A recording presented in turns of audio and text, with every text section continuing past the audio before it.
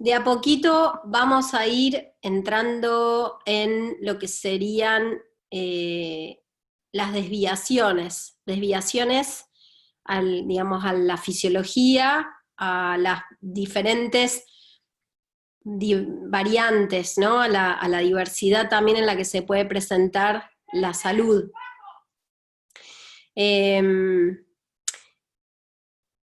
En el cotidiano se usa mucho la palabra distocias como sinónimo de desviación o de problema.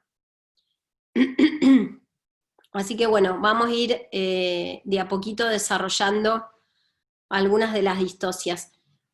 ¿Vos pudiste, Virginia, ver las otras clases, aunque sea algunas salpicadas, todas? Bueno,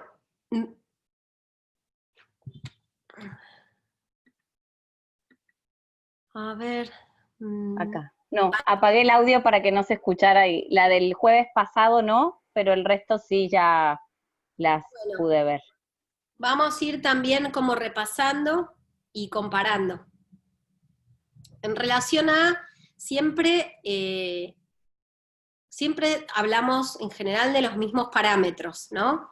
Hablamos del patrón de las contracciones como un indicador también de los diferentes estadios y etapas, ¿no? Del proceso, ya sean las contracciones normales y el patrón esperable y tolerable para el embarazo. Después el patrón de contracciones de lo que es la transición entre, ¿no? el fin de la gestación y cuando se abre el capítulo del trabajo de parto que se acerca, ¿no? En el preparto, en el inicio de trabajo de parto, en el prodromo, después el patrón esperable y normal durante el trabajo de parto, y después lo que seguirían siendo las contracciones normales de la placenta y post-alumbramiento, ¿no? Después también el estado del útero en su reposo, en su descanso entre contracciones o en su estado como natural. Y después todo lo que tiene que ver con el bebé intraútero, o bueno, nosotros, o los libros, los textos hablan de feto, ya sea, bueno, ¿no? Cómo está presentado, cómo está presentado la pelvis, cómo está acomodado.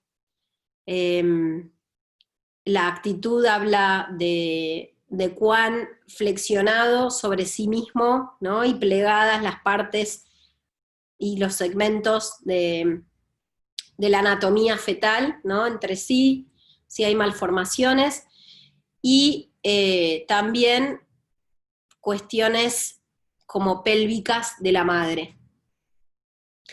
Acá voy a hacer como una salvedad de este concepto de incompatibilidad, ¿no? O de falta de proporción, o sea, de que el bebé pueda, digamos, entrar en los espacios maternos.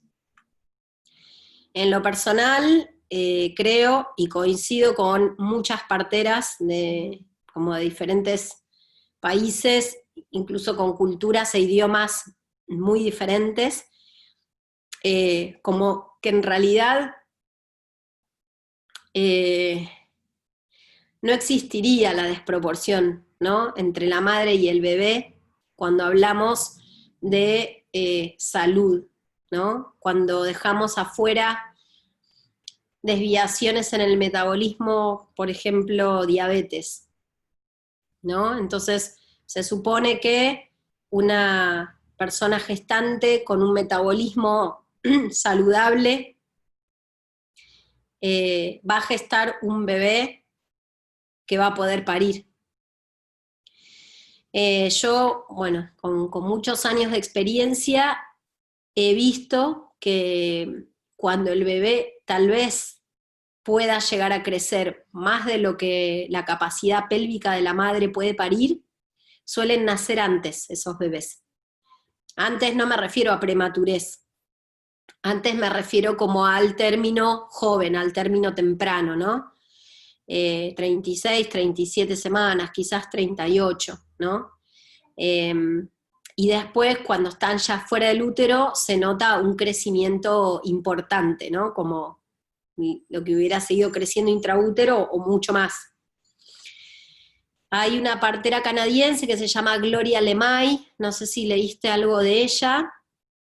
Tiene un artículo que se consigue en internet que se llama, creo que algo así como La pelvis que conocí y amé.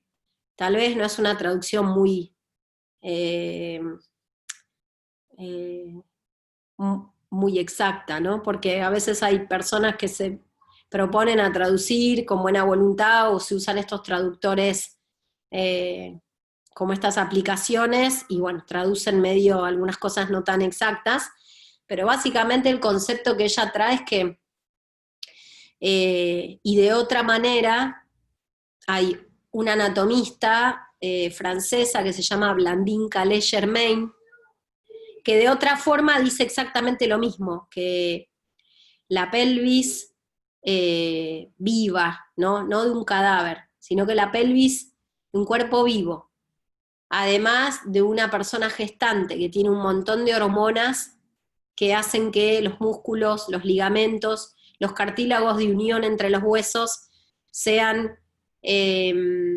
más elásticos.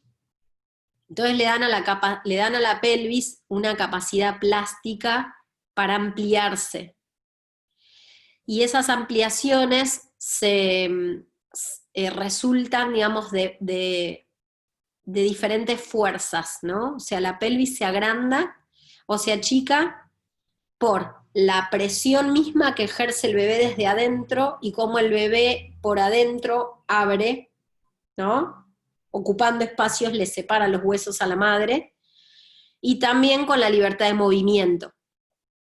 Entonces, cuando la mujer se mueve y moviliza las piernas, sobre todo, las piernas traccionan y abren, ¿no?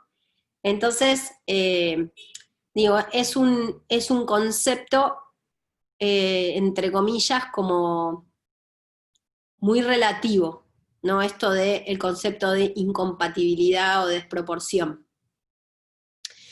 Ahora, otra cosa que yo he visto en muchos años de asistir, e incluso hasta la misma mujer, que terminó en una cesárea con un bebé de 3,7 kilos, y en menos de 2 años tuvo un parto vaginal de un bebé de 4,7 kilos posterior, ¿no?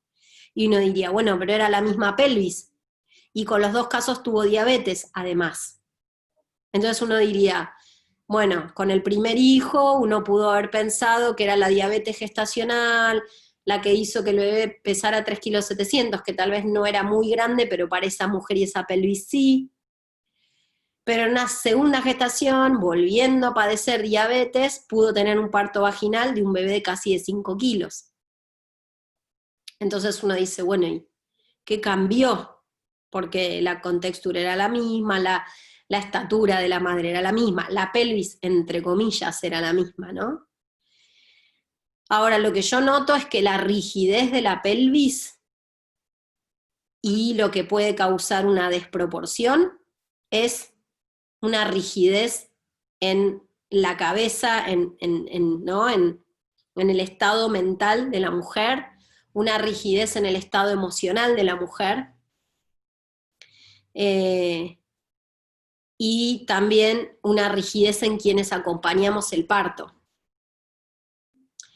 Entonces, bueno, a veces se da todo junto, pero a veces quienes asistimos el parto confiamos en esa capacidad pélvica, como Gloria Lemay o como Blandine Calais-Germain, y Nuria Vives, que es como su discípula, en este estudio de la anatomía gestante viva, ¿no? Y en movimiento.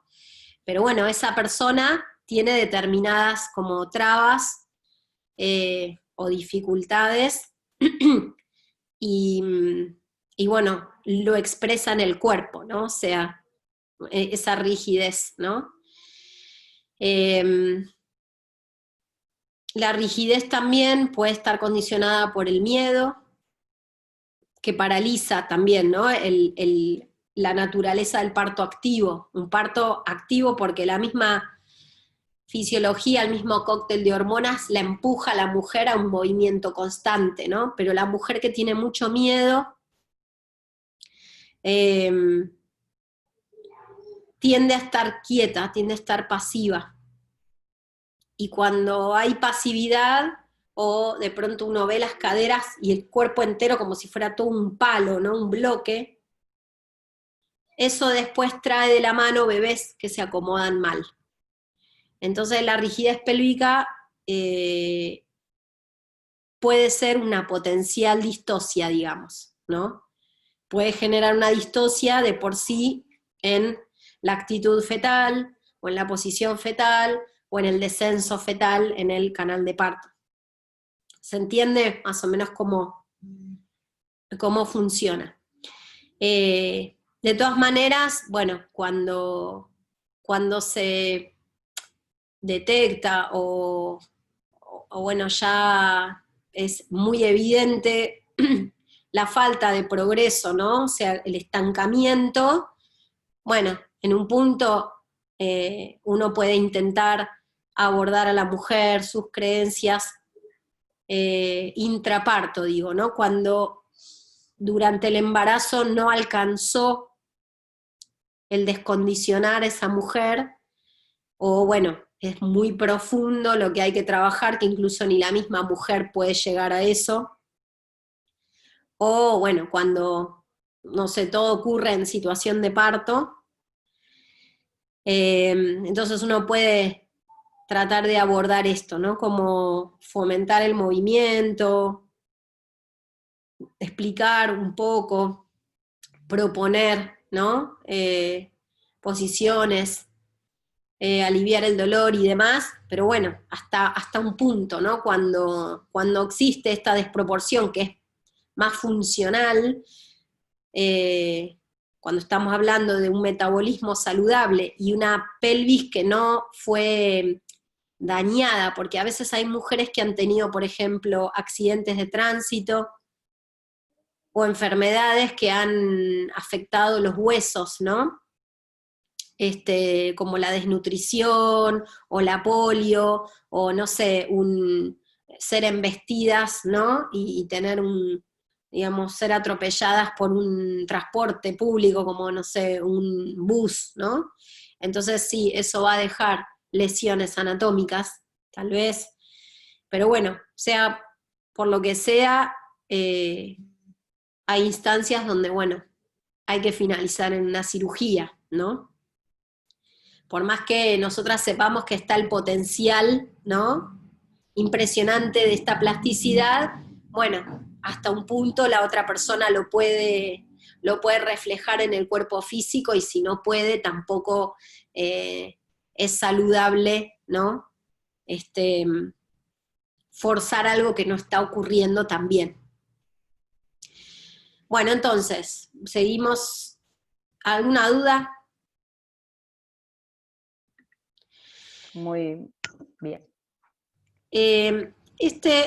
Esta imagen es una página de un libro de España, que es la Guía Práctica para el Embarazo y el Parto de Alto Riesgo, ¿no? Y me parecía interesante, de nuevo, como para tener como un cierto encuadre, ¿no? Como para tener una guía. De nuevo, ¿no? En mi experiencia de haber asistido a muchos partos y, y de brindar una asistencia y un cuidado muy personalizado, ¿no? Donde cada persona es única, incluso una misma mujer es diferente en sus diferentes gestaciones, ya sea porque son con parejas diferentes, o ya sea porque la maternidad de uno ya la cambió y flexibilizó su cabeza, y eso se ve en la pelvis, por ejemplo, ¿no? O la maternidad la relajó en el orden, el caos, ¿no? cambiar de trabajo, cambiar de alimentación, y eso también se refleja en una siguiente gestación. O al revés, un embarazo no deseado que viene a echar a perder, ¿no?, proyectos y planes, ¿no? Entonces también quizás la mujer tuvo un parto orgásmico con el parto anterior, y el siguiente parto es un parto de gritos desgarradores, porque ahí la mujer también está expresando, ¿no?, su impotencia, su tristeza, su dolor de lo que tuvo que postergar, por ejemplo. O problemas con la pareja, mudanzas, exilio, lo que sea. Entonces, si bien está como el abordaje individual de cada quien, y acá aparece también reflejado en el cuerpo físico el patrón de contracciones, o el progreso en la dilatación, o el descenso del bebé en el canal de parto, también está bueno y ayuda un montón tener como ciertos como límites, ¿no? Después esos límites uno depende, cada caso los puede estirar o achicar, depende del contexto, pero pueden ayudar bastante, ¿no?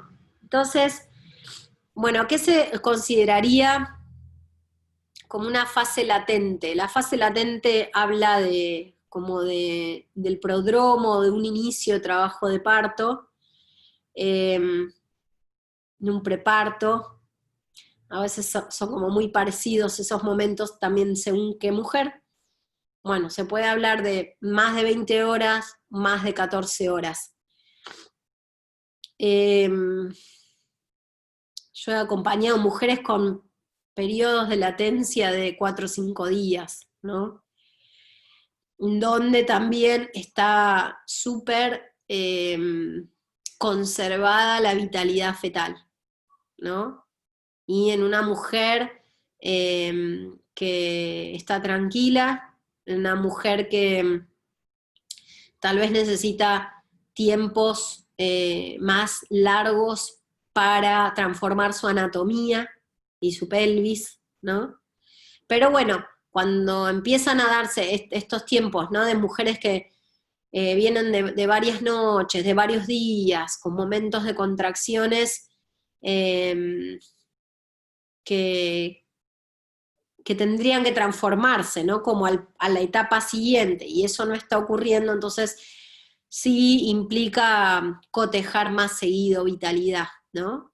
Para ver si es seguro, si es cauteloso seguir esperando, o si esa fase latente puede estar hablando quizás de una desproporción, por ejemplo, o de un bebé mal acomodado que si seguimos acompañando, de nuevo, no va a ocurrir el nacimiento y vamos a llegar a un deterioro importante del bebé, o incluso hasta un agotamiento uterino en la madre. Esto digo como para no tampoco menospreciar. Sí, de nuevo, como la pelvis, el potencial de la biología está. Todas las mujeres podemos parir, todos los bebés pueden nacer, en el potencial. Ahora, ese potencial biológico está condicionado por todo esto, por la pareja, por el entorno, por el linaje, por la cultura, por las creencias, por la alimentación, por un montón de cuestiones. Entonces, este tipo como de criterios te dan una base, un anclaje, y después, según cada quien, uno puede ajustarlos o estirarlos un poquito más. En cuanto a la fase activa, este es un punto interesante que hasta febrero del año pasado se manejaba el parámetro de 1 centímetro por hora, ¿no? Siempre con un patrón de contracciones regulares, que van aumentando en duración, que van aumentando en intensidad y que se mantienen constantes al correr de las horas, ¿no? O sea, uno diría, después de 4 horas, 4 horas en las cuales el patrón de contracciones es cada 5 o cada 3 minutos, ¿no? Bien rítmico, bien regular, como un relojito. y las contracciones son largas y bien duras, ¿no? Y le implican a la mujer el estar bien presente y enfocada, ¿no? En relajarse, respirar o moverse, transitar ese trabajo constante, constante, constante. Uno esperaría que eso venga de la mano con una dilatación que va a la par con ese ritmo de contracciones. Las contracciones van por más, la dilatación avanza más. Entonces el parámetro que se manejaba más o menos era 1 centímetro por hora. Si la mujer no dilataba 1 centímetro por hora, también se la consideraba como una falta de progreso. Las parteras, como especializadas o enfocadas o, ¿no?, en su quehacer diario, de estar todo el tiempo en contacto con la fisiología, notaban que había mujeres que podían estar con la dilatación detenida por varias horas. Y quizás después de determinados lapsos de tiempo, dilatar todo junto lo que no habían dilatado de manera constante en el tiempo. Pero bueno, era como observaciones de las parteras respetuosas de la fisiología y entendiendo también la individualidad de cada madre, de cada bebé. Y la Organización Mundial de la Salud, el año pasado, en febrero, publica unas nuevas guías de la atención, digamos, del parto normal, que es interesante leerlas, que bueno, en realidad demoraron bastante en darse cuenta que no podemos encasillar a las mujeres en 1 centímetro por hora, y dieron de baja este criterio de que el parto estaba desviándose, ¿no? O distorsiándose.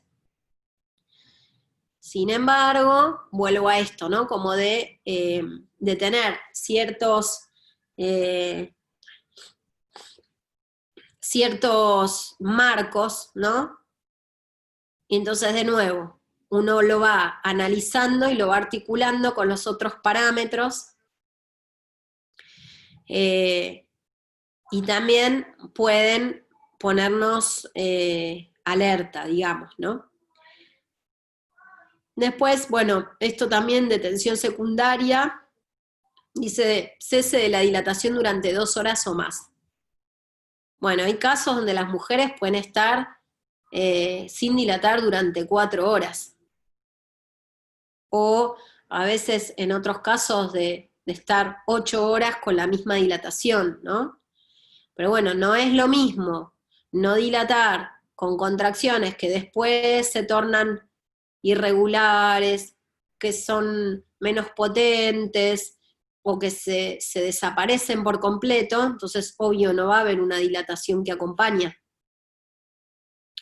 Pero a veces el cese de las contracciones también puede estar hablando de un útero que se cansó, ¿no? Entonces, bueno, de nuevo, ahí hay que ver, hay que revisar qué está pasando, ¿no? Desde lo integral. Y siempre la luz verde o amarilla o roja es la vitalidad del bebé. Que después vamos a ir al detalle, que no es simplemente hay latidos, no hay latidos. Sino que hay otro tipo de información mucho más sutil en los latidos que también pueden anticipar que uno dice, bueno, hace, no sé, varias semanas que la mujer está en un preparto. Y después entró en un inicio, trabajo, parto y vamos más de 14, 20 horas.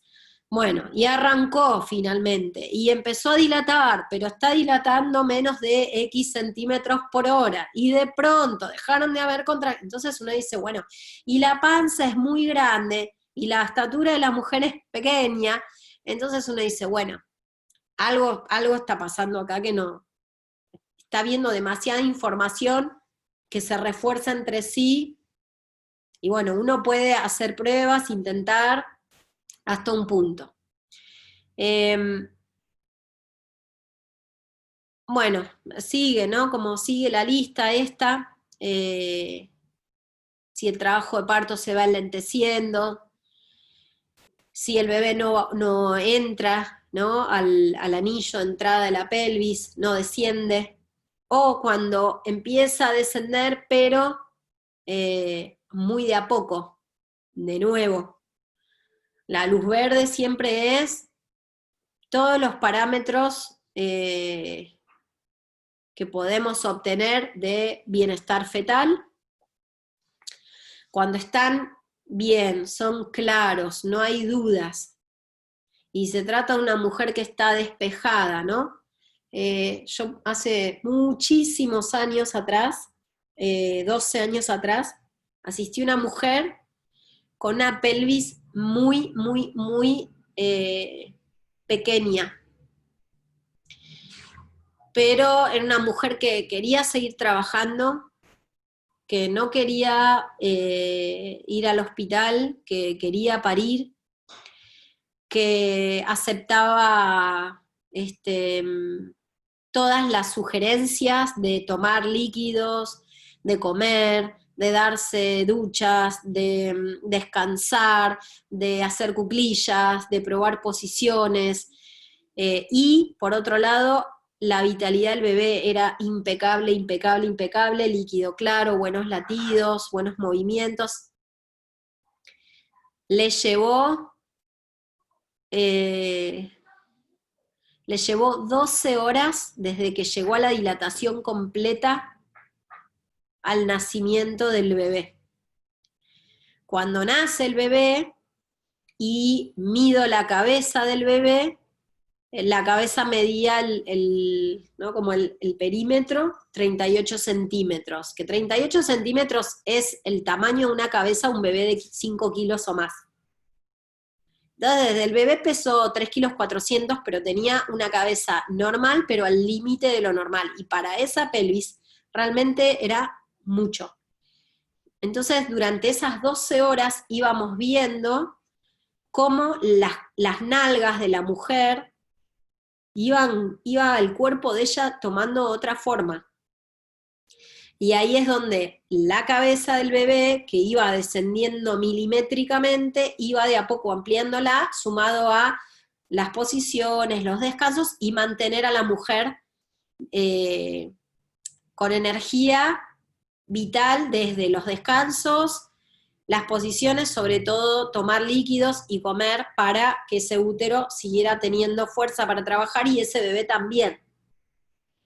Pero bueno, de nuevo, son como señales, ¿no? Donde uno dice, bueno, atenti, ¿no? Sí, también hay un bebé que le está costando mucho descender.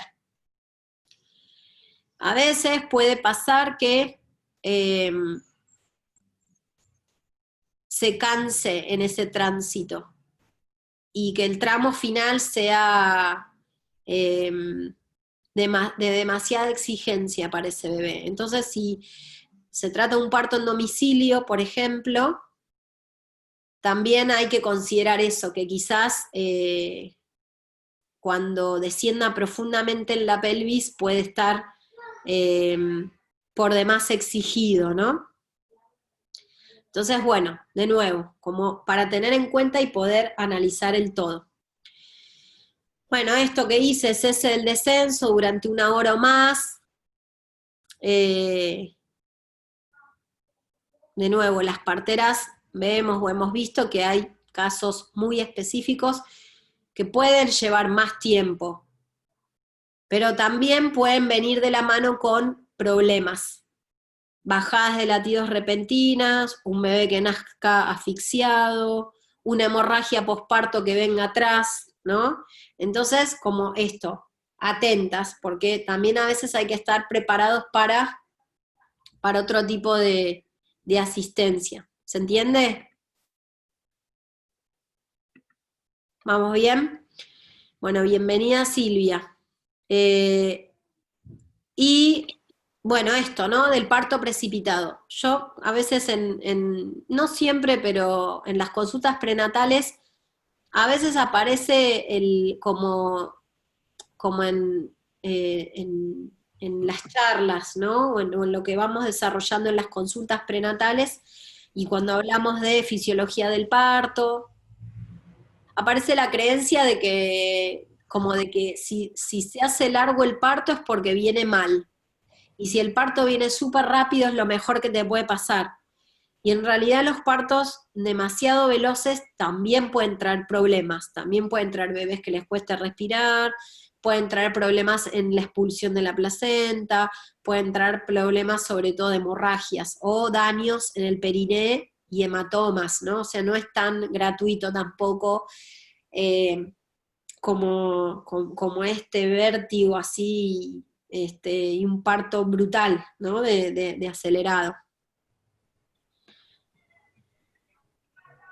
Bueno, con respecto, volviendo a esto de señales que te pueden anticipar o que te pueden hacer sospechar una incompatibilidad de la pelvis, ¿no? Bebé-mamá. A ver. Hola Silvia. Hola, Ahí va. Ahí estamos todas. qué bueno. ¿Me pueden escuchar? Escuchamos, pero Sí, no te vemos. Qué bueno. ¿Pero no querés que te veamos o no podemos No, ver? es que lastimosamente esta computadora no tiene cámara, Perfecto, no hay problema. pero les puedo ver, gracias. Bueno, entonces, esto ya lo profundizamos cuando empezamos la clase, bastante con Virginia. Eh, Después cuando puedas, escuchate la parte que te perdiste, estos minutos previos, para poder entender esta otra parte, porque si no va a quedar así como descolocada. Eh, del concepto relativo de la desproporción, ¿no? Pero bueno, o sea, esto, por ejemplo, de que en la exploración abdominal, en la palpación, en la medición, ¿no? Del útero, o, no sé, las ecografías, hasta por ahí nomás, cuando miden el tamaño del bebé, se trata de un feto, un bebé de gran tamaño.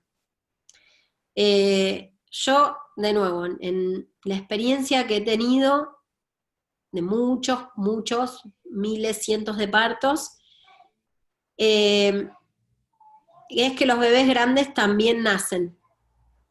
A veces nacen hasta más fácil que los bebés chiquititos, porque los bebés grandes sí o sí tienen que estar bien plegados, sí o sí tienen que probar por qué espacio van a meterse, qué espacio pélvico van a ocupar, y donde se meten es el lugar más amplio que van a encontrar, y la fuerza de la gravedad también los ayuda. Entonces suelen ser partos buenos también. A veces los bebés pequeños generan estas incompatibilidades que son funcionales, no es tanto de tamaños, sino que el bebé como es pequeño, entonces se mete en cualquier lugar, se mete de cualquier manera, puede traer un brazo, porque él entra en otras partes del cuerpo, no hace falta que se doble todo, entonces te genera como una incompatibilidad funcional, ¿no? Lo que a veces he notado con los bebés de gran tamaño es que pueden asociarse con gestaciones que se prolongan, pasada la fecha estimada, ¿no? La obstetricia estándar lo ve al revés. La obstetricia estándar lo ve por el lado de que más semanas pasan, el bebé se viene más grande. Entonces, impidamos que el bebé siga creciendo adentro de la madre. Perdón, una pregunta, Marina. Cuando decís grande, ¿es kilo? Siempre se habla, cuando se habla de un bebé grande, se habla de un bebé que pesa mucho o que es largo. Que pesa, bueno, claro, Hablamos de peso, te lo digo porque con mi primer hijo me decían es grande, y yo me imaginaba que iba a ser gordo, pero no, era como largo, pero medía mucho. claro. Por eso, El miedo, más que nada, tiene que ver con el tamaño de la cabeza el tamaño, eso, ahí va. y también el miedo del tamaño de los hombros. Ahí va, Cuando es un bebé grande. grande. Ahora, cuando la mujer tiene acceso a hacerse ecografías, y la ecografía te tira un cálculo de peso estimado y te puede tirar, no sé, 3 kilos 700, 800, 4 kilos, 4 kilos 200, pero cuando uno lee las mediciones por separado, ahí podés ver si la medida de la pierna es larga, si la medida de la cabeza es una cabeza mediana, entonces te das cuenta que ese peso de 3 kilos 800 es por esto que vos decís, es un bebé largo. Y entonces la medida larga de la pierna, como una medida como este bebé que te decía de 3 kilos 400, pero tenía una cabeza de un bebé de 5 kilos, ¿no? Pero el temor es al bebé, o de cabeza grande o de brazos grandes. Volviendo a esto desde cómo la obstetricia lo entiende, es que en el crecimiento, después de las 28 semanas, los bebés más o menos engordan 200 gramos por semana. Entonces uno a partir de las 28 semanas puede hacer como una proyección a las 40 semanas, o a las 38, o a las 41, cuánto estaría más o menos pesando este bebé. Ahora, lo que yo he visto, como hablábamos antes, o el bebé nace antes, 37, 38, para poder pasar, o al revés, se toma más tiempo. Se toma más tiempo para probar la pelvis, se toma más tiempo para abrir un poquito la pelvis, o la madre necesita más semanas para cambiar, transformar su anatomía. Entonces a veces son gestaciones que no es que, sí, el bebé mientras sigue adentro de la panza y la placenta está saludable, el bebé recibe buena nutrición, es correcto que siga creciendo, pero en realidad sigue adentro porque necesita preparar bien, ¿no?, todo esto para que cuando finalmente el trabajo de parto empiece, se desarrolle, digamos, ¿no?, como con buenos,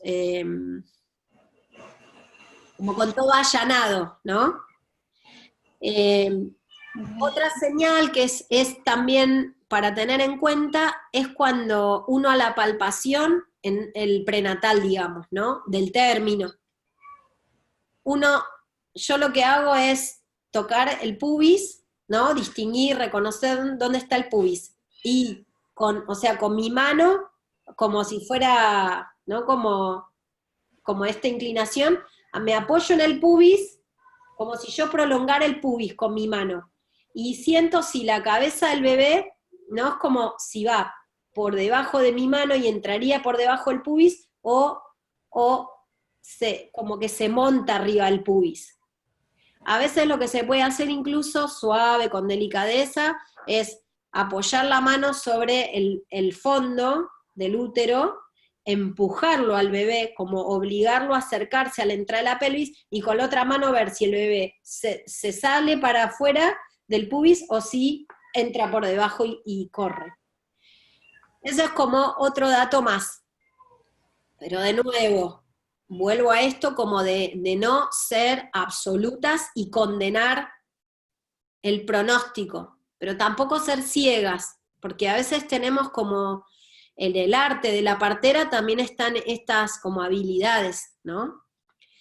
Ahora, uno dice, bueno, estamos en las 41 semanas y medio, 42, y está la mujer con un preparto de hace muchas semanas, y viene de una fase latente larga, y después se suma una fase activa prolongada, y además yo en la palpación se toca un pedazo de bebé, todo bebé, y además la cabeza se va por afuera, entonces uno dice, bueno, como que es mucho ya.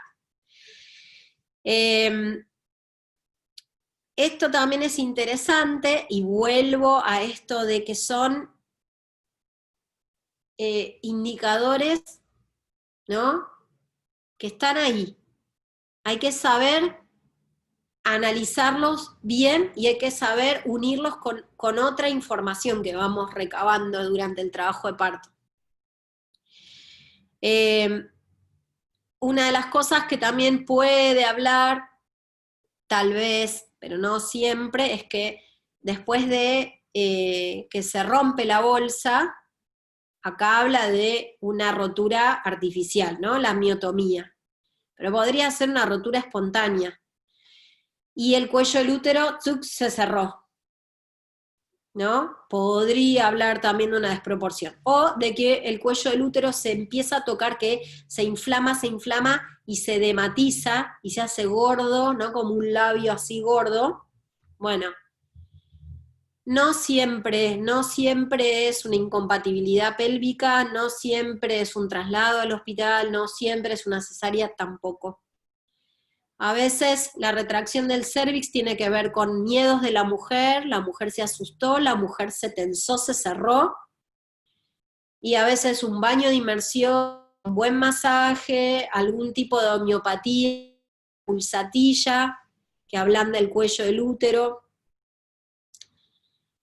o homeopatías que trabajen sobre la cabeza de la mujer, el gelsemium, la chamomilla, hacen que el cuello, después se relaja, se ablanda y se liberó. Entonces, pero bueno, vuelvo a lo mismo, es un dato más, hay que ver con qué otros signos se va sumando. Ahora, uno dice, se rompió la bolsa, el cuello se cerró, y estamos igual, con buenas contracciones, bueno, como atenti, ¿no? El cuello del útero edematizado, lo mismo. Yo aprendí de una partera mexicana a tratar el edema de cuello con hielo, o como el ojo hinchado, digamos, ¿no? El ojo hinchado es bastante difícil porque, bueno, el hielo se te resbala, enseguida con el calor interno de la mujer se te derrite, pero bueno, si finalmente lo lográs, a veces hasta se puede llenar un preservativo, ¿no?, introducirlo, que pasa lo mismo, como que se escapa, se te sale, hasta que lograste entrarlo y sostenerlo, pero bueno, a veces el edema de cuello puede tratarse con hielo, y otras veces no, y si uno empieza a sumar, ¿no?, de nuevo, un cuello que se va edematizando, una dilatación estancada que no progresa, uno empieza a tocarle la cabeza al bebé y se le tocan todos los huesos encimados, uno así como... Entonces también uno dice, bueno, hay como ya demasiado, ¿no? Depende de las horas, si vamos a seguir probando un parto vaginal, mejor hacerlo en una institución, ¿no? Son como diferentes vías. Bueno, esto que dice cabeza fetal que no está bien apoyada significa como que uno toca la cabeza estampada del bebé que hace presión. Esto de que la cabeza se le empieza a hacer un chichón, como si fuera un bonete, porque intenta, y esta parte de la cabeza nunca avanza. Entonces esta parte de la cabeza está estancada, pero lo que se le hace un huevo así es un moretón, y a veces eso engaña, porque uno dice, sí, está más abajo, en realidad lo que está más abajo es el chichón que se le hizo gigante. Entonces también tocar si eso es blando, o si los huesos están muy cabalgados. Igual de nuevo, no siempre eso significa que va a haber una incompatibilidad o que no va a ser posible el parto.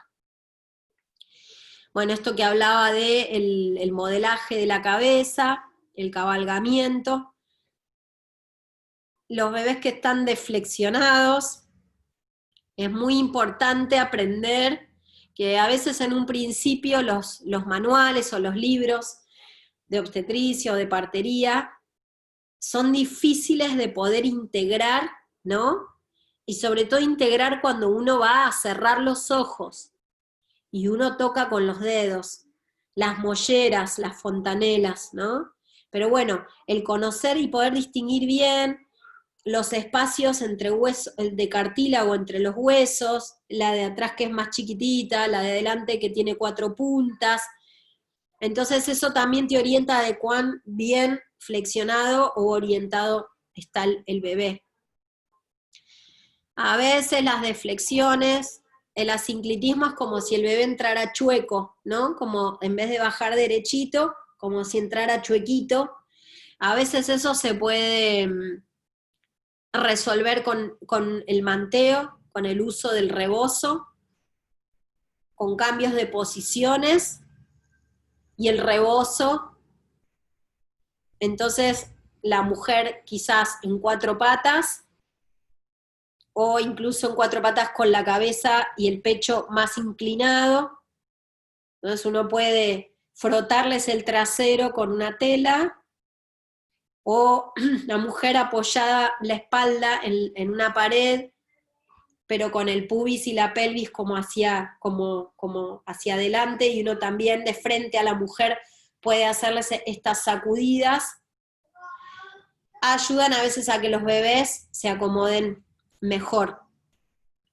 También a veces ahí se puede usar una maniobra que se dice la maniobra del discado, ¿no? Como en los teléfonos antiguos, que tenían como una rueda con agujeros y uno hacía este movimiento con los dedos, pero el movimiento lo hace apoyado sobre la cabeza del bebé. Entonces, si el bebé no está del todo plegado, uno puede llevarlo a que se flexione. Y lo mismo, si no está girando bien, uno puede hacerlo girar con los dedos. En general, para esto también, ¿no? Hay que entender bien cómo el bebé viene girando y para dónde hay que empujar para hundir y meterle, digamos, la cabeza como para llevarlo a que se doble o al giro. Y a veces funciona y el bebé, ¿no? Es como que también pone de su parte. Yo a veces cuando tengo que son situaciones muy, pero muy excepcionales, pero le hablo también al bebé. Entonces mientras le apoyo los dedos en su cabeza, ¿no? Como que le voy hablando y diciéndole, vos podés, vos sabés cómo es, yo te voy a ayudar un poco, ¿no? Como vamos. Y a veces son solidarios también o responden y ¡tuc! Y es impresionante cómo cuando realmente funcionó la maniobra y era el tratamiento, todo se destraba y después va fluyendo, ¿no? A veces también es importante mantener la vejiga,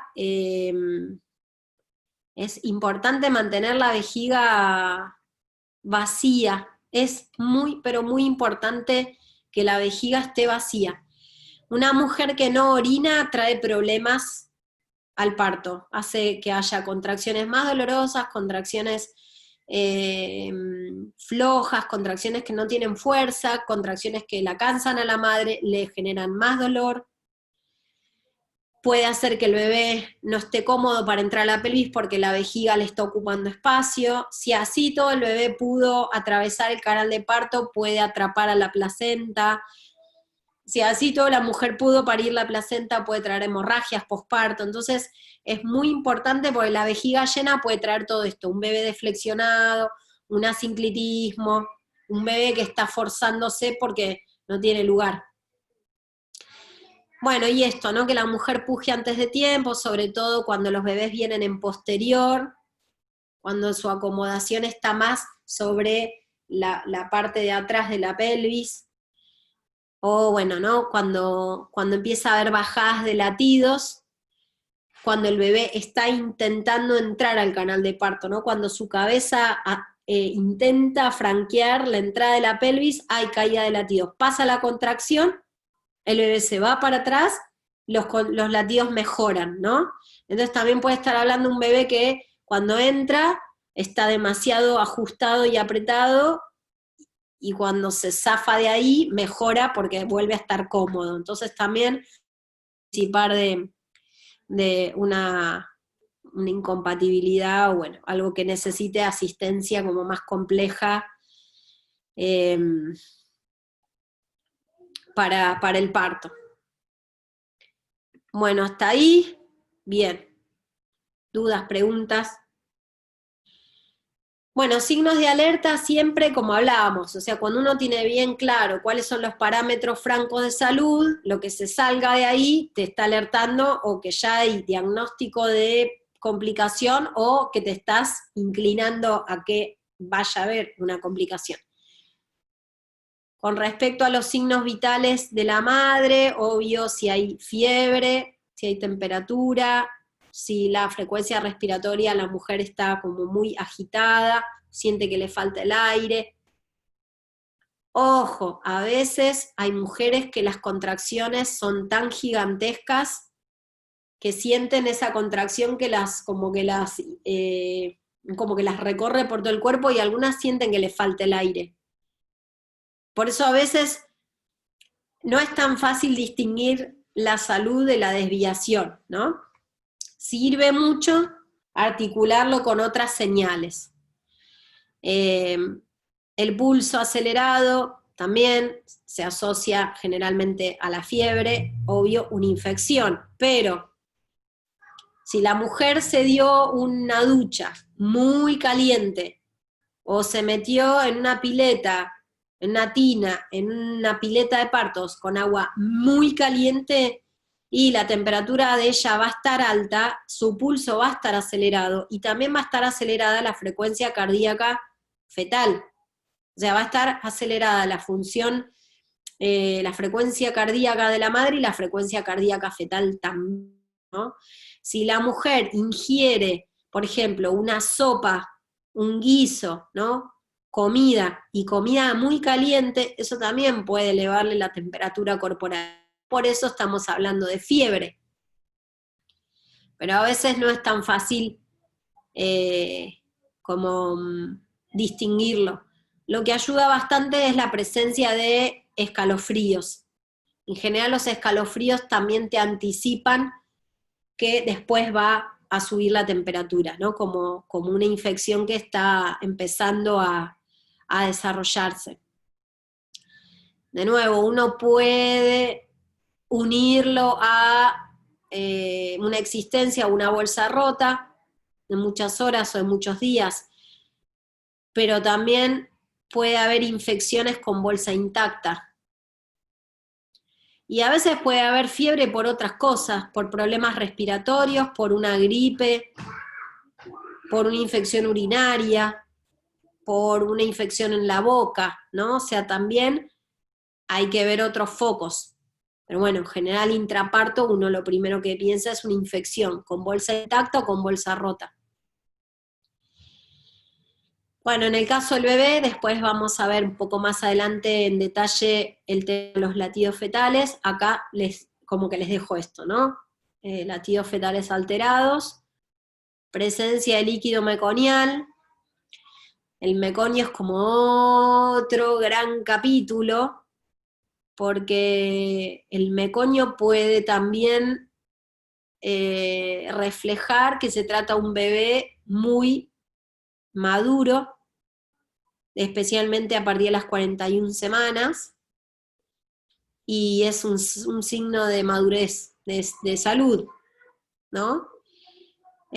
Puede hablar también de un evento en el pasado, durante el embarazo, de un estrés en la madre, o puede hablar de alguna situación de desequilibrio que el cuerpo puso en marcha algunos mecanismos, ya sea por la presión, ya sea por la glucemia, o no sé, un gran susto, y bueno, digamos, fue algo transitorio, el cuerpo lo resuelve, pero el bebé eliminó meconio, ¿no? Por el tema de las hormonas del estrés. pero también puede hablar de un feto que está dando avisos de que está mal. Entonces, de nuevo, el líquido meconial hay que unirlo con esas otras variables, ¿no? De pronto uno dice, venimos a un trabajo de parto, qué sé yo, de horas estándar, va progresando bien la dilatación, la mujer está tranquila, se siente que está todo bien, son 40 y pico, el resto de los latidos fetales están impecables, y bueno, pierde como el significado de alerta, peligro. Ahora, venimos a un trabajo de parto hiper largo, ¿no? Donde la dilatación es milimétrica o está estancada, la mujer está nerviosa, no sé, había roto bolsa y el líquido era claro y ahora dejó de ser claro y empieza a ser verde, entonces ya estamos. O sea, no está para nada bueno. Entonces, de nuevo, o vamos a forzar el parto en un lugar donde tenga neonatología, o es para cesárea, ¿no? Pero bueno, el meconio también tiene como la, la duda de que hay bebés que tienen dificultad respiratoria cuando hay meconio. Y hay otros bebés que no. Entonces todavía no se sabe bien por qué algunos bebés con el meconio tienen dificultad para respirar y otros con el mismo meconio respiran sin ningún problema, ¿no? Entonces a veces la presencia del meconio durante el trabajo de parto también es una señal, un indicador de alerta, estemos verificando la salud de este bebé más seguido, o directamente es una señal de esto es para problemas, ya nos está avisando, es para subir un nivel, digamos, asistencial, o a veces el parto puede progresar bien y ser fluido y ser rápido, pero después queda la duda de si una vez afuera el bebé va a tener los pulmones atascados con todo ese material o no. Entonces también dentro de el capítulo del líquido meconial hay un montón de meconios diferentes. Entonces hay meconios que son muy, pero muy líquidos. Esos no son para preocuparse. Sí, te pueden hablar de algún evento del pasado o de que uno esté verificando la salud del bebé más seguido. Pero no es el tipo de meconio que después se asocia a un bebé con dificultad respiratoria cuando nace. Ahora, hay líquidos meconiales que son más como sólidos, ¿no? Ya sea como si fuera moco, ¿no? Como si fuera como una goma de mascar, como si fuera un chicle, o como si fuera una crema. Entonces, cuando el líquido meconial tiene esa consistencia, en general le hace como una especie de goma de pegar, entonces no va a dejar que entre aire porque el espacio que ocuparía el aire está lleno de este otro material sólido. Entonces, bueno, también los tipos de meconios te pueden permitir, ¿no? Como anticiparte y proyectarte. Sobre todo cuando uno espera un parto, o sea, estás esperando un bebé con líquido meconial, es muy importante la posición vertical del parto, que la mujer esté verticalizada. Y no apurar la salida del bebé, porque el bebé, mientras va traspasando el canal de parto, va recibiendo un masaje por los músculos que revisten los huesos de la madre, un masaje en los pulmones, en las costillas. Y si la madre está sentada, o parada, la cabeza para abajo, le permite al bebé ser como apretado y ir largando como todo ese material por boca y nariz. Yo una cosa que hago, porque también la realidad es que cuando es un tema de sensores, digamos, ¿no? Cuando el bebé y sus antenitas, ¿no? Sensan, detectan que ya no están más adentro del útero y del líquido, y hay presiones diferentes, entonces cuando están en el medio aéreo, como que despierta el reflejo de la bocanada de aire. Entonces, lo que yo hago muchas veces es tener un bol con mucha agua tibia, con una toalla, la mojo pero así como que chorree agua, y con esa agua tibia y mojada le lavo la cara para que no sea en seco y por unos segundos como demorar el reflejo del bebé, y ahí entra el material ¿no? Del meconio. Entonces, tratar con toda esa abundante agua, sobre todo cuando vienen muy, muy, muy empastados de meconio, que a veces quizás el parto es con la bolsa intacta y cuando se rompe la bolsa es un meconio, ¿no? Como muy, muy consistente. Entonces se hace este lavado a veces 2 veces, para que cuando el bebé pegue la bocanada haya largado bastante. A veces hay bebés que quizás 12 horas después del parto vomitan muchísimo y vomitan todo ese contenido, pero en el estómago, digamos, ¿no? Como gástrico. Bueno, la presencia obviamente de sangrado también a veces es difícil porque en general la dilatación puede estar acompañada cuando hay momentos altos en la dilatación, que puede exteriorizarse con un poco de sangre. Hay dilataciones muy específicas como la dilatación de 7-8 centímetros y la dilatación completa, o cuando queda un remanente de cuello que se le conoce como labio anterior o reborde anterior, pellizcado entre el pubis y la cabeza del bebé a veces, y ese pellizco lastima un poco y se ve como un goteo de sangre, o la dilatación completa.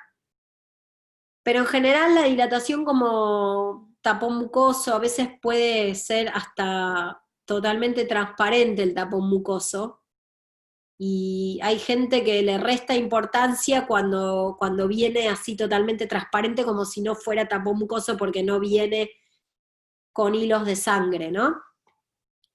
Pero hay algunas poquísimas mujeres que tienen demasiado irrigado su cuerpo, con mucha circulación de sangre, y sangran bastante durante todo el trabajo de parto. O de a ratos hacen como manchones grandes de sangre. De nuevo, como el meconio, a estar más atenta, más presente, sobre todo a evaluar y a constatar que el útero entre una contracción y la otra vuelva al reposo, vuelva a la relajación.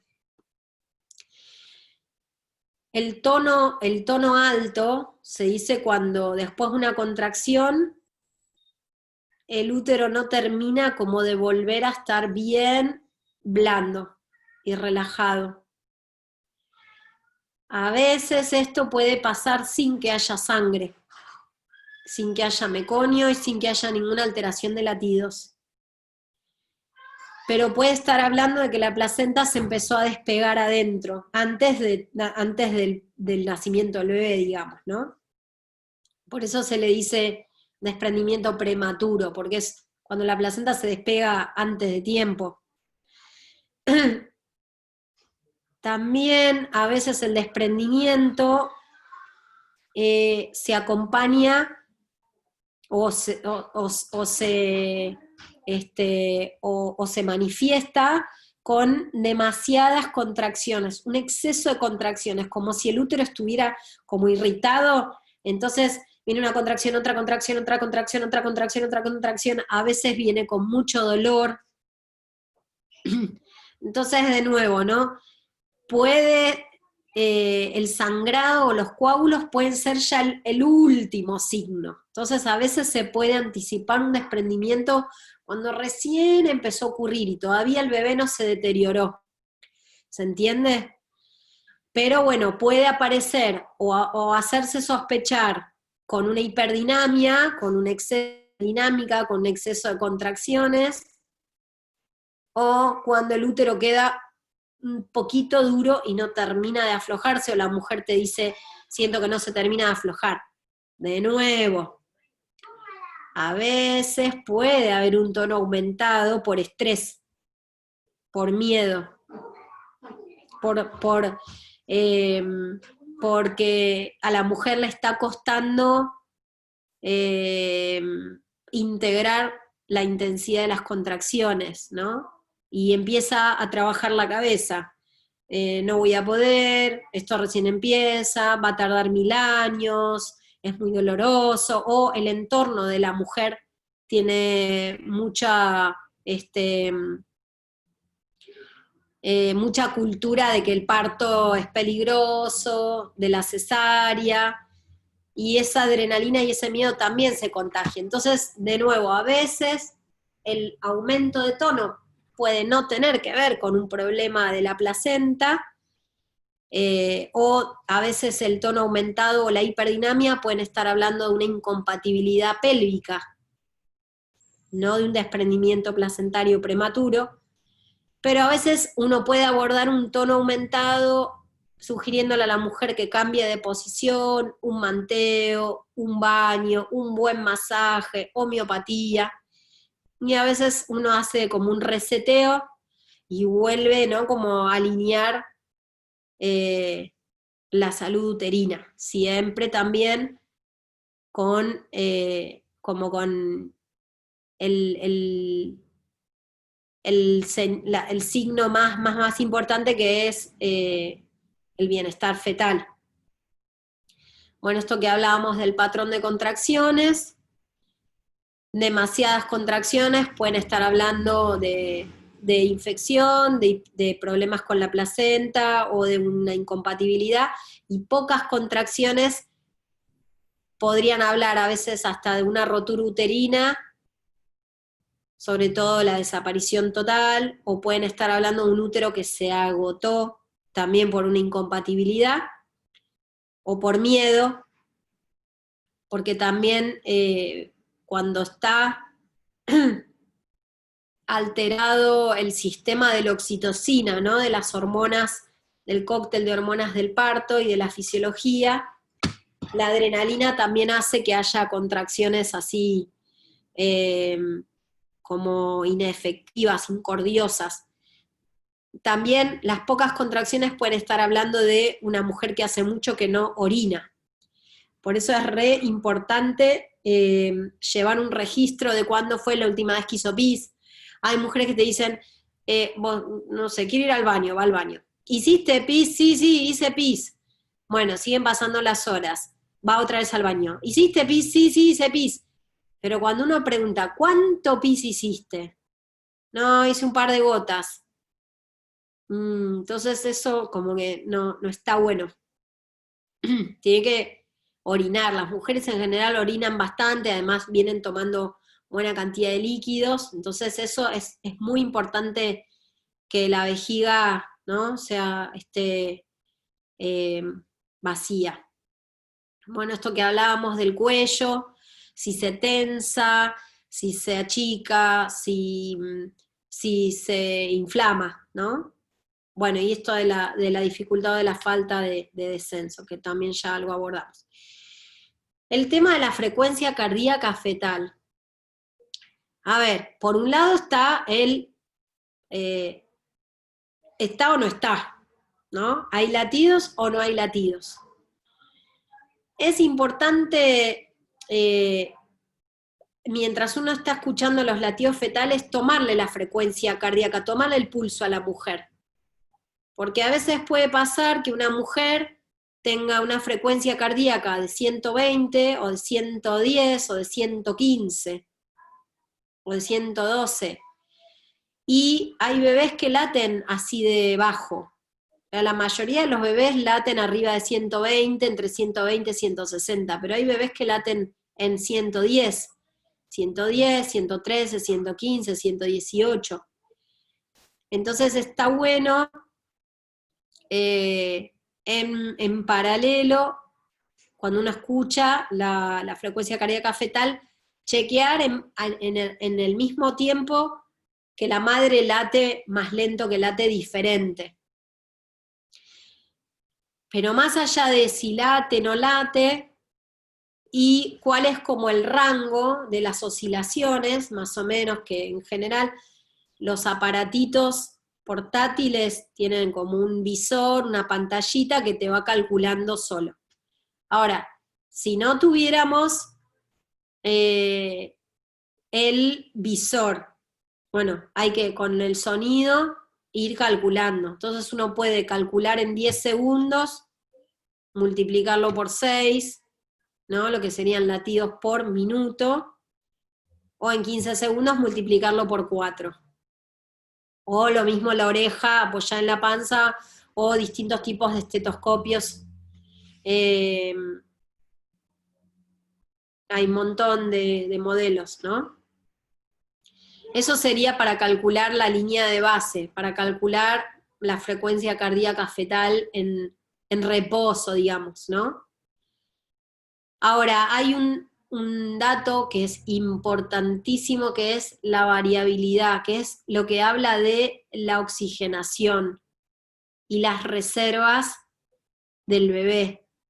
Porque uno puede tener latidos positivos y podés estar en una frecuencia de base estándar, pero el bebé está en piloto automático, porque no tiene buena oxigenación, no tiene ya reservas para nada. Y uno se confió, hay latidos y la basal está normal, pero el bebé late siempre igual, parejo, parejo, parejo, parejo, parejo, ahí no hay variabilidad. Si no hay variabilidad, no hay buena oxigenación, y el bebé quizás en el franco canal de parto te puede hacer un paro cardíaco porque viene ya en las últimas, ¿no? También la variabilidad, a veces cuando aparece, por ejemplo, el meconio, o cuando tenés estos trabajos de partos muy largos, de muchas horas, o que desde la dilatación completa hasta el descenso lento del bebé, o estos momentos de sin contracciones. Cuando hay variabilidad es como quizás el máximo indicador de que tenés luz verde, o de que podés tirar un poquito más de la cuerda. Entonces la variabilidad, ¿cómo se mide? Se necesita que haya oscilaciones a corto plazo y a largo plazo. O sea, a largo plazo significa que en muchos minutos, pueden ser 5 minutos, pueden ser 10, 15, pueden ser 20 minutos o 40 minutos. En ese tiempo el bebé tiene que estar tranquilo por momentos y por momentos moverse. Junto con el movimiento tiene que acelerarse la frecuencia cardíaca, como cuando uno corre, o se agita, o hace el amor, ¿no? Como, bueno, hay un cambio vascular. Entonces, si a un movimiento fetal hay una aceleración de la frecuencia cardíaca, la aceleración tiene que superar en 15 latidos la línea de base. O sea, si la línea de base era 120, tiene que acelerarse mínimo a 135 o más. Y eso tiene que durar 15 segundos, que esté arriba. Y después eso baja. y después vuelve a moverse, y otra vez pica, y se eleva 15 latidos, se sostiene mínimo 15 segundos, y después baja. Entonces uno vio, o se anota, entonces, en 10 minutos se movió 3 veces, bien, hubo 3, 4, 5 ascensos, genial, la línea de base era de tanto, el ascenso llegó a tantos segundos. Uno lo puede hacer eso como artesanalmente, tomando nota en un papel, o ya están los aparatos que es con la impresora, o también hay unas aplicaciones que se pueden conectar al celular y que el celular lo capta y después se imprime en una computadora. Hay diferentes como formas, ¿no? Ahora, supónganse que uno no tiene nada de esta tecnología y lo tiene que hacer con el oído. Entonces, lo que se hace es calcular mínimo 4 o 5 veces, hacer este conteo de en 15 segundos multiplicado por 4, o en 10 segundos multiplicado por 6, o en 30 segundos multiplicado por 2, deja pasar un ratito, lo vuelve a repetir, lo vuelve así 4 o 5 veces, y saca los diferentes cálculos y los compara. Y entre el número más chiquito y el número más alto que se calculó, tiene que haber por lo menos 5 latidos de diferencia. Esa es la variabilidad a corto plazo. No es esta en muchos minutos, sino que es como en segundos. Cuando uno ve los trazados, los registros en papel, uno ve como marcas cortitas, cortitas, cortitas, cortitas, cortitas, y después ve la línea toda, ¿no? Más de lejos y más de cerca. La variabilidad es muy, muy importante. A veces la variabilidad puede estar disminuida por ayuno.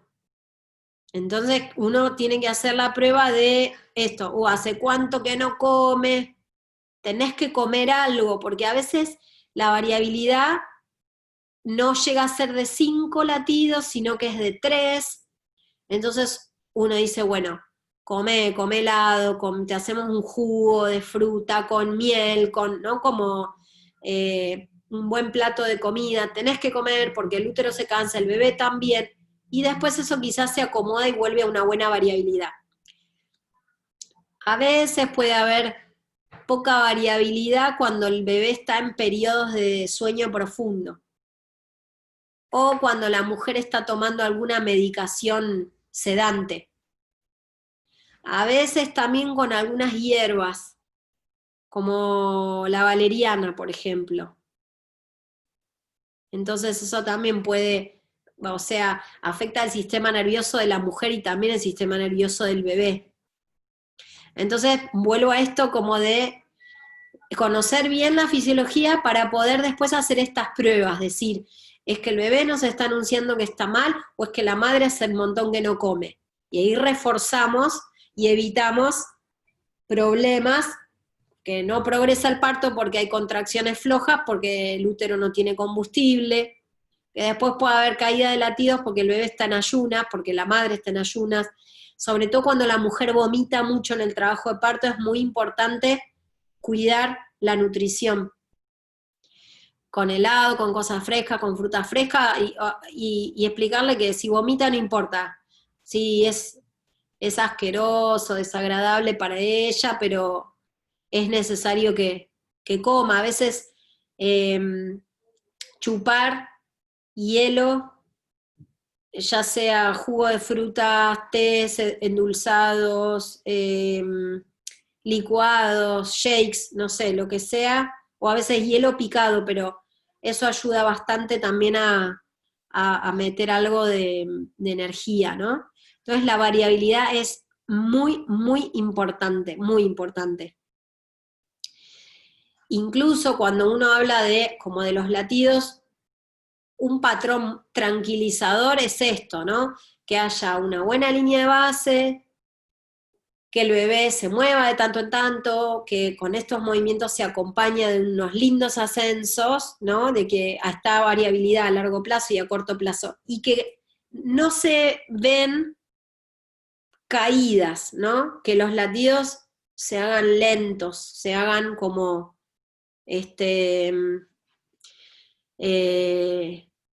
bajos, ¿no? Pero no es lo mismo un bebé que por algún motivo bajaron los latidos y enseguida levantó. Entonces ese bebé tiene buenas reservas, sigue teniendo la capacidad de rápido hacer una modificación para volver al equilibrio. También eso habla como de una variabilidad conservada, ¿no? Porque tiene la capacidad de recuperarse rápido. A veces eso puede ser porque el cordón umbilical se aprieta en algún lugar. Entonces uno puede probar cambios de posiciones, si lo hacen todas las contracciones, si lo hace a veces depende en qué posición está la madre. Ahora, las caídas de latidos también pueden ser aisladas, pero si se repiten y se repiten y se repiten y se repiten y se repiten y se repiten a lo largo del tiempo, al bebé lo van a deteriorar. Entonces a veces hay caídas de latidos que son cortitas, o sea, caen poco y duran muy poquito tiempo, pero si eso se repite mucho, sigue, es lo mismo que pocas caídas muy grandes por un plazo más largo. Se entiende también como este concepto de tener esta flexibilidad mental analítica. Después también hay bajadas de latidos que son coincidentes con la contracción o que son coincidentes cuando el bebé entra y desciende profundamente en el canal de parto, y hay bajadas de latidos que son post-contracción. Bueno, las post-contracción no están muy buenas porque hablan de que el bebé quedó reventado después de la contracción. Pero a veces el agotamiento y el malestar severo del bebé aparece al revés, con hiperaceleraciones. Entonces, o puedes, porque uno diría, ¡ay, qué bien que late! Porque se aceleró, ¿no? De una manera así, no sé, una manera muy alocada, y es como el espejo de una caída muy brusca. Entonces también hay que estar atentos con el exceso de movimientos, o más que movimientos en realidad es el exceso de las pulsaciones. También a veces es difícil cuando bajan los latidos en cada contracción, porque a veces no es el bebé que está mal, sino que de casualidad tiene, no sé, un cordón umbilical enroscado en el cuello, y cuando el bebé bien apretado, entra apretado en el canal de parto, sin querer va a apretar también el cordón. Entonces va a coincidir con que se aprieta, y uno podría pensar que es el bebé todo el que está siendo comprometido, y en realidad es una circular de cordón que genera lo que se le dice como una desaceleración fija, que en realidad es por compresión del cordón umbilical, pero aparece en todas las contracciones, entonces puede confundir con que es el bebé. No sé si me van siguiendo esas como sutilezas. Ahora, a veces puede haber caídas de latidos que coinciden con el movimiento del bebé. Uno está escuchando y el bebé se mueve como loco y de pronto pum, pum, pum, pum. Y sigue el bebé moviéndose y tac, se mejoró. Entonces eso también habla, si las bajadas de latidos están asociadas a los movimientos, bueno, también es como, nada, probar cambios de posiciones, no es que el bebé está mal, sino que, bueno, por algún motivo se apretó el cordón umbilical. Ahora, en la clasificación de esto que hablamos de los descensos leves, o los descensos moderados o severos, como las montañas para arriba cuando el bebé saludablemente se mueve, ¿no? Uno dice es un buen ascenso cuando supera la línea de base en 15 segundos y se mantiene en 15 latidos y se mantiene por 15 segundos, ¿no? Bien, si lo supera mejor. Ahora, los descensos, las caídas, también tienen como niveles de caídas, como si fueran subsuelos, ¿no? Uno dice al primer subsuelo, al segundo o al tercer subsuelo, y me quedo ahí estancada X cantidad de segundos o muchos segundos, ¿no? Entonces, las severas es cuando la caída es menor a los 70 latidos por minuto y más de 1 minuto. Entonces, uno llega a escuchar un latido que es puk, puk, ¿no? Así, y se queda 1 minuto. Es demasiado tiempo para un bebé casi sin oxígeno, ¿no? Cuando uno piensa que en general ese bebé tal vez latía a 110 o a 120 o a 130 o a 140 y bajar a 70 latidos es dividirlo en dos y dejarlo en ese tiempo como asfixiado, ¿no? En general esto se ve en bebés que vienen ya con lo que se dice un sufrimiento fetal crónico. Pueden ser bebés que vienen de un intraútero con restricción de crecimiento, con una placenta disfuncional, con poco líquido. Entonces ya son bebitos más vulnerables, o, bueno, alguna patología vascular, una diabetes, una hipertensión, o en lo que sería la salud puede tener que ver con una distosia de la pelvis, una desproporción, o un parto sobre todo muy, muy, muy largo, o un desprendimiento de placenta. Bueno, hasta ahí va, pero es súper importante la variabilidad. Bueno, patrón ominoso sería ya premortem, digamos.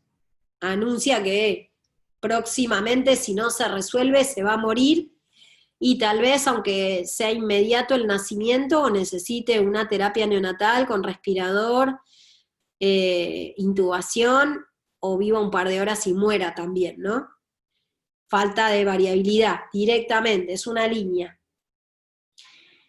Estos descensos postcontracción, descensos moderados, con esta recuperación excesiva que les decía, ¿no? Como después de una caída viene ta, ta, ta, ta, ta, ta, ta, ta, ta, ta, ta, porque trata como de recuperar el oxígeno que no tuvo todo ese tiempo, bajada de los latidos, y bueno, esto de descensos muy severos, o sea, de menos de 70 por 1 minuto, y que además ni siquiera tiene la capacidad de recuperarse la oxigenación aceleradamente, no tiene ni fuerza, entonces queda como si fuera en una olla, en un pozo, ¿no? Y cuando empiezan a mejorar los latidos es tú,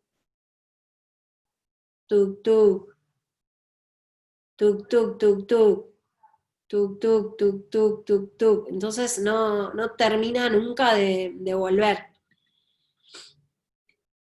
Bueno, esto un poco es repasar lo anterior, desviaciones leves a moderadas, esto que hablamos, el tono aumentado puede ser por tanto un estrés o una anticipación a una desviación, la presentación de flexionada o asinclítica, la falta de progreso, las pocas contracciones o muchas contracciones, la variabilidad disminuida o, bueno, un expulsivo prolongado. Bueno, hasta ahí, ¿cómo vamos? ¿Bien? No me acuerdo, vamos bien con el tiempo, ¿verdad? 6:30. Porque tendríamos que estar terminando. 1 hora y media vamos, ¿no? Vamos 1 hora y media. Sí, acá empezamos 3:30. Bueno, por ahí. Bueno. Ahora son las 5. Explico distosia de hombros y por hoy terminamos. ¿Les parece? Sí, perfecto. Bueno, distosia de hombros. No sé, supongo que habrán escuchado la maniobra de Gaskin.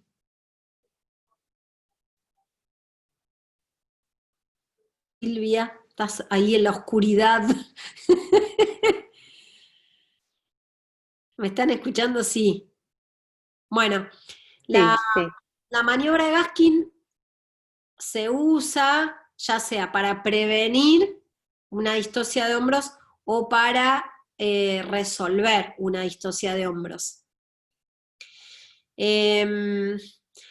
A veces incluso las mujeres totalmente impregnadas en el cóctel de hormonas del parto fisiológico, la misma fisiología las va empujando a que adopten la posición de 4 patas. La maniobra de Gaskin básicamente es indicarle a la mujer que vaya a las 4 patas. Algunos dicen de rodillas y manos, ¿no? Como que los puntos de apoyo son esos, las manos y las rodillas. La maniobra, que es esto, consiste en ese cambio de posición, ¿no?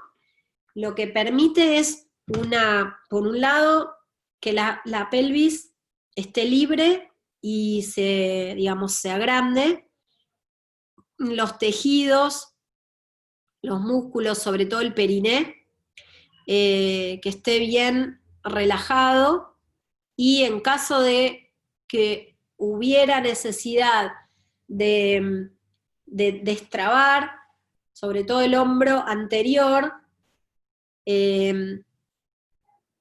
la partera tiene más chances de poder meter la mano o de maniobrar porque está todo como relajado, ¿no?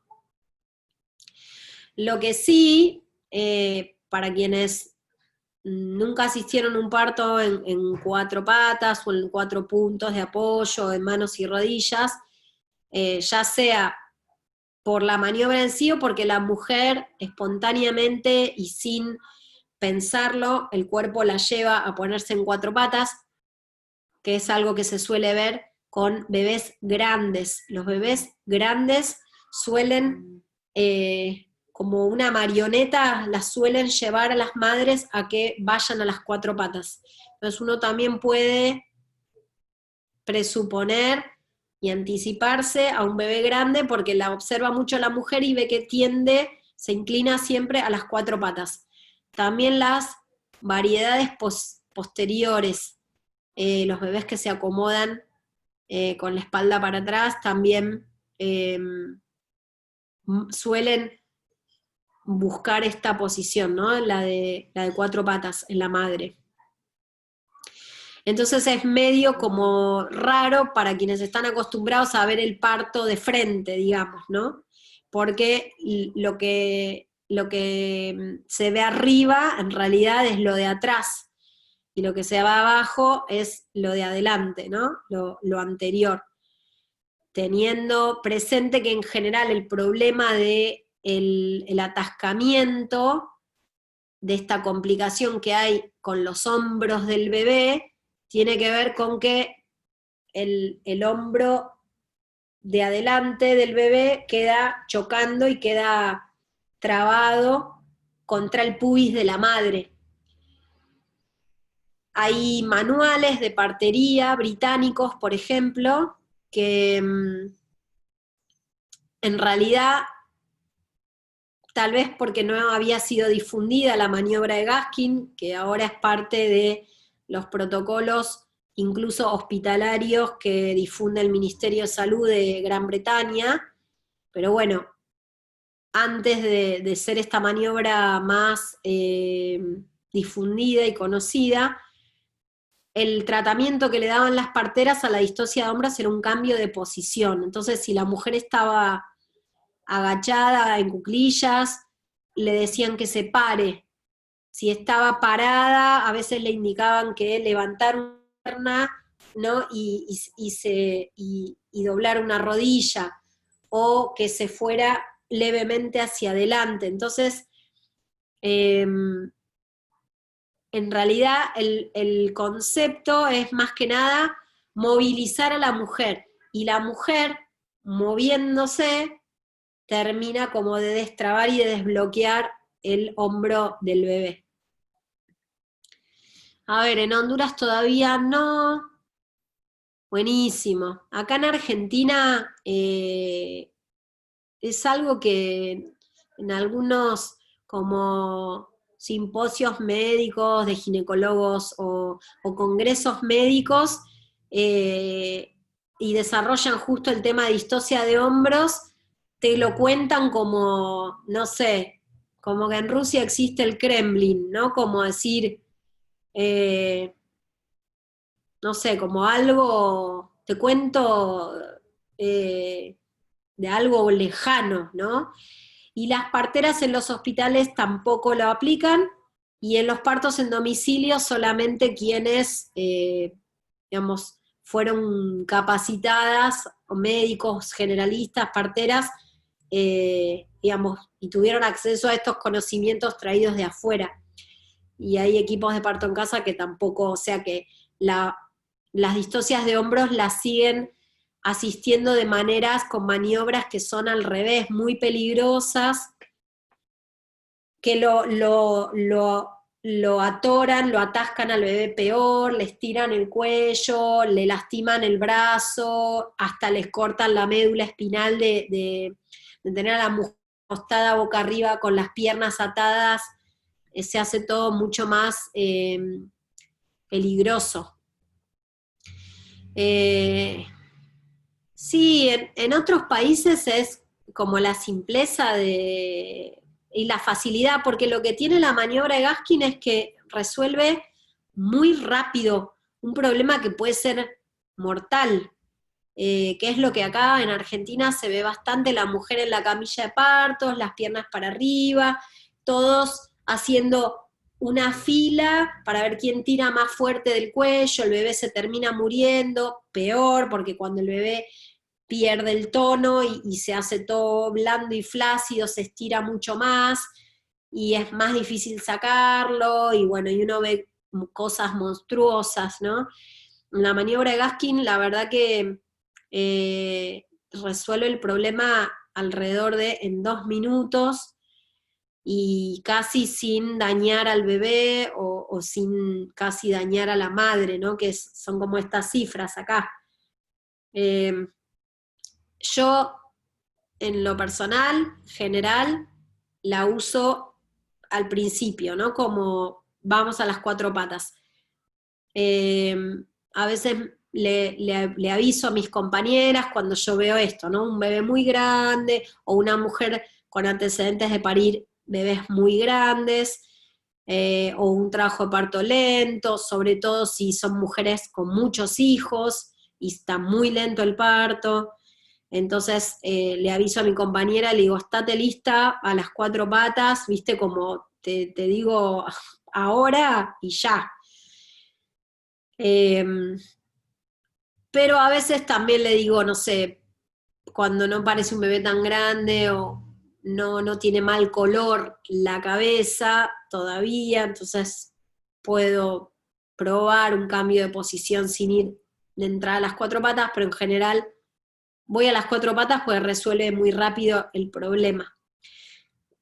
Y me ha pasado en estos bebés de indicarle a las madres que después hagan osteopatía con los bebés, y de que osteópata haya encontrado que estaba todo bien, sin fracturas de clavículas o sin moretones. Sí tuve un caso de una distosia de hombros con una mujer con una cesárea anterior, donde después el bebé tuvo dificultad respiratoria, que bueno, va un poco de la mano con la distosia de hombros, pero la madre tuvo un hematoma en vagina sin desgarro, y bueno, obvio terminó en un traslado, y en el hospital demoraron a atenderla varias horas. Entonces, para cuando la asisten finalmente, la mujer se descompensa, se choquea por ese hematoma y esa pérdida, así que después terminaron todos pasando un gran estrés en quirófano, la transfundieron, pero tuvo que ver con que demoraron muchísimo en horas la asistencia porque venía como de parto en casa y justo cambiaban, el staff del personal cambiaba, entonces se iban unos y entraban otros nuevos y ahí empeoraron un montón el cuadro. Bueno, es muy importante esto de pedir ayuda. Yo a veces le digo a la pareja o a quien está, ¿no? Levantala, vamos, a veces es, bueno, vamos, levantala, tung a las 4 patas, a mi compañera, prepara el equipo de reanimación. En general eso está preparado de antes, porque uno ya viene, ¿no? Como siguiendo el desarrollo de un parto o de un embarazo, parto. Bueno, esto del cambio de postura, esperar a ver si el bebé se mueve, gira y hace ¿no? su acomodación de los hombros. Si no lo hace, ¿no? O hacerlo uno o a las 4 patas. A veces hay que al bebé hacerlo como si lo cambiaras totalmente, ¿no? Lo que está adelante atrás y lo que está atrás adelante. Y bueno, podría estar también la necesidad en el peor de los casos de fracturar la clavícula, pero a veces eso puede llegar a darse espontáneamente, ¿no? Cuando el bebé en el parto sufre alguna presión excesiva, el cuerpito como sabiamente descomprime y parte la clavícula. Entonces también es importante en el examen físico del recién nacido verificar la integridad de las clavículas y también considerar el tema de la vitamina K, la administración de vitamina K, y de no ser administración de vitamina K, quizás otro tipo de terapéuticas como árnica, por ejemplo, ¿no? Bueno, lactancia materna a full, también fuente de vitamina K, y un clampeo muy tardío del cordón umbilical, tal vez posterior a las 2 horas, 4, 6 post nacimiento, ¿no? También como fuente de vitamina K o para sostener al bebé en una transición con dificultad respiratoria, ¿no?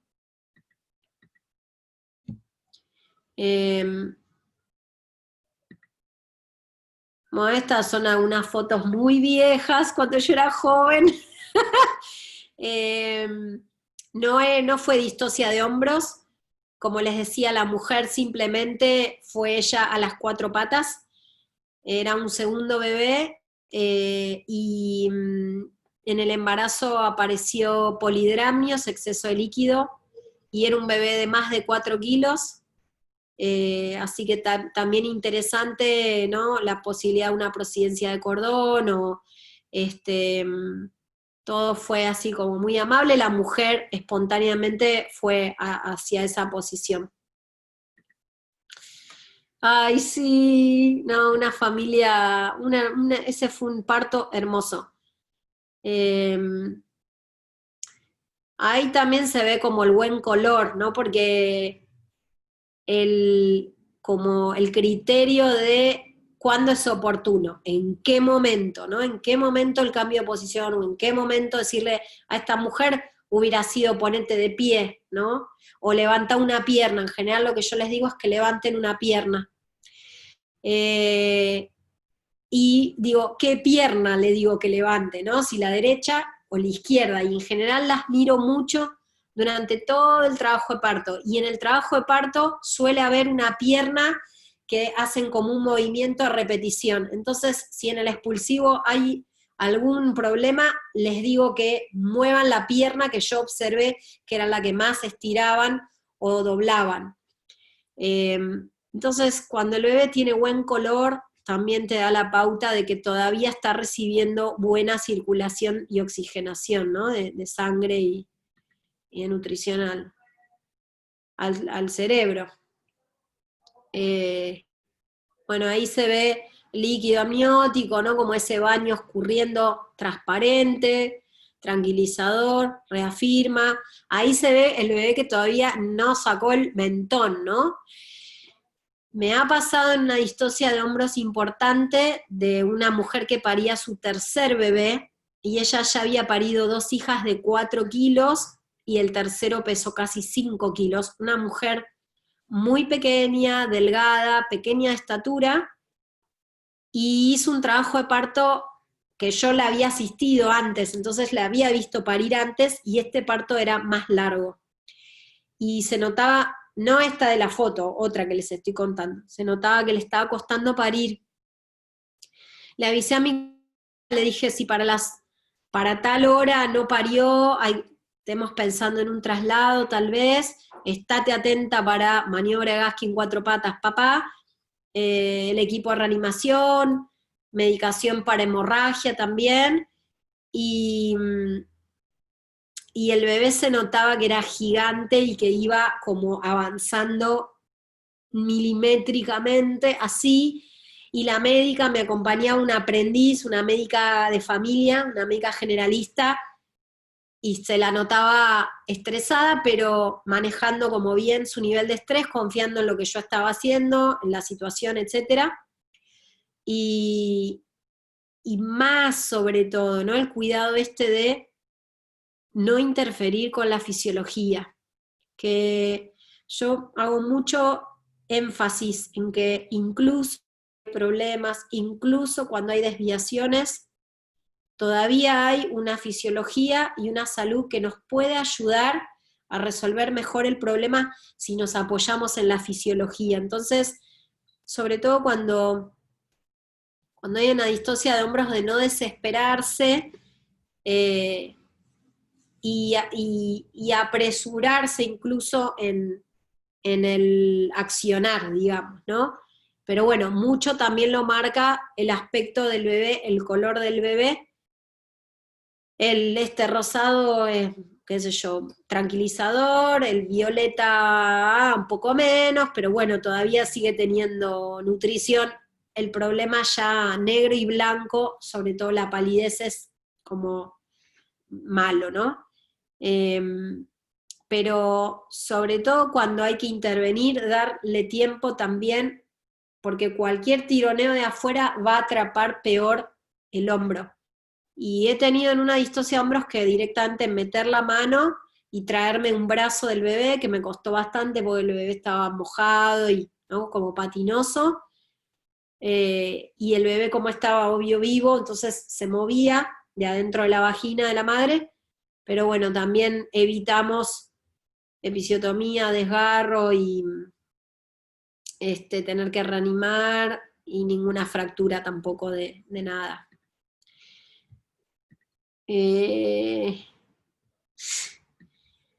Sí, 5 kilos. Bueno, ahí yo no lo giré al bebé, por como está tomada la foto de arriba, parecería que yo lo estoy tocando al bebé o lo he girado, pero simplemente estoy como con la mano abajo.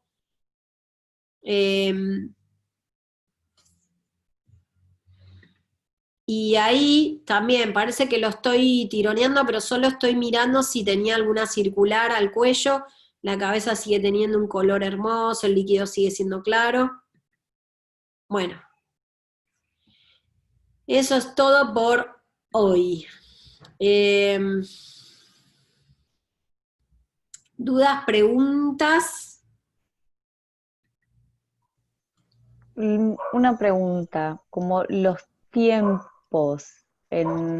cuando nos damos cuenta Sí, que no, que hay una distosia, sí. o, o sea, cuánto como podemos esperar o en cuánto tiempo debemos realizar esa maniobra si en el caso de que las 4, en la posición de Gaskin o las 4 patas no funcione, como cuánto eso más o menos, o no, el tiempo, o cómo evaluar eso. Y el tiempo empieza a correr a partir de que la cabeza ya está afuera, ¿no? pero también te va a marcar el tiempo el aspecto del color. Ok. Entonces, viéndole el color al bebé, vos podés estirar más los tiempos o acelerar los tiempos de vos hacer. Digo, por ejemplo, no sé, sale la cabeza, se nota que es un pedazo de bebé, entonces empieza a salir la cabeza hasta acá y queda que parece que los ojos le van a explotar porque le aprieta acá el ojo, ¿no? Después viene otra contracción, vos queda avanzando y hace queda acá. Bueno, esperás otra contracción, y le quedó la boca hasta acá. Después ves otra contracción y ya sonó hasta ahí, ¿no? Pues sí, bueno, pero el bebé tiene buen color. Y viene otra contracción, saca la cabeza y dice, ¿no? Y queda todo así, pero sigue teniendo buen color. Decís, no toco nada, no hago nada. Pero, ¿cómo le puedo decir a la mujer? Respirá Perdón. hasta que venga la otra contracción. Recuperate. Bueno, viene otra contracción, ¿no? El bebé así, esperás que haga un giro. Ponele que no hace giro, pero sigue teniendo buen color en la cara. Quizás se empieza a poner un poquito rosa violáceo. Bueno, esperás otra contracción más. Ves que el bebé quiere girar pero no puede o hace como una cosa así. Bueno, ahí lo rotás. Esperás otra contracción, pero porque el color del bebé te va dando como luz verde a que le des un poco de tiempo y esperes a ver qué hace. Lo giraste. Bueno, viene una contracción, la mujer no lo mueve. El bebé quedó girado, pero no hay movimiento. Bueno, ahí le puedes decir, bueno, toma aire hondo, ¿no? Como a veces la maniobra de Gaskin, o aunque uno todavía no haga la maniobra o haga la maniobra, a veces hay quienes sugieren hacer un apoyo sobre el pubis. Porque si el hombre está montado al pubis, uno desde afuera, ¿no? Haciéndole un apoyo sobre el vientre materno, como que lo hundís y lo metés por abajo el pubis. A veces puede complementar y puede ayudar.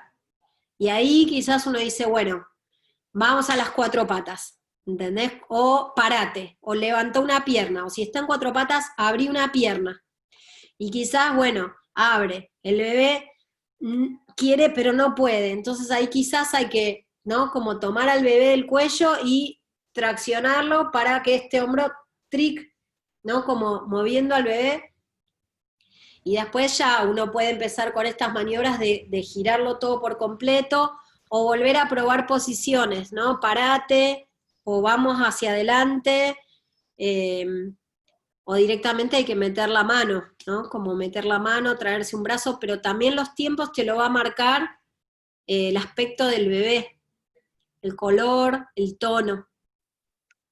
Buenísimo. Igual el tiempo que vos ves que está ahí apretado también es un tiempo que está apretado el cuerpo y va a hacer que la circulación de sangre Sí, vaya siendo menor para el cerebro, ¿no? sí, claro. Por el tema del daño neurológico. eh, pero básicamente los tiempos te los va a marcar el aspecto del bebé. Buenísimo. Muchas gracias. A ver. Buenísimo, Silvia, hay que verlas. Bueno, nos encontramos la próxima semana. Muchas gracias. Nos vemos la semana que viene. Un Cuídense. abrazo. Chau, chau. Chao.